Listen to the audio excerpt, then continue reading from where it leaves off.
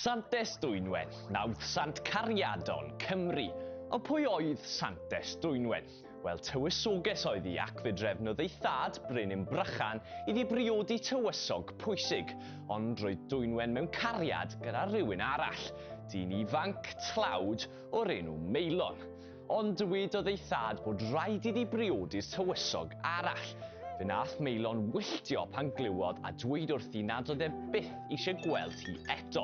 Gyda'i chalon wedi torri redodd Dwynwen i'r goedwig lle gwelodd angel yn ei breuddwydion. Cosbodd yr angel Meilon gan ei droi yn ddarn o rew cyn rhoi 3 dymuniad i Dwynwen. Yn gyntaf, dymunodd y dywysoges i ryddhau Meilon o'r ia. Yn ail, dymunodd am hapusrwydd i holl gariadon Cymru. A'n ola, dymunodd i wneud siŵr na fyddai hi fyth yn priodi.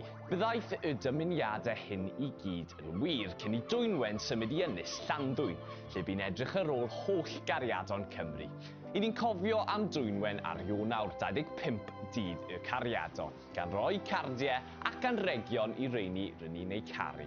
A phwy a wyr, falle byddwch chi'n danfon carden neu derbyn un eich hun hyd yn oed.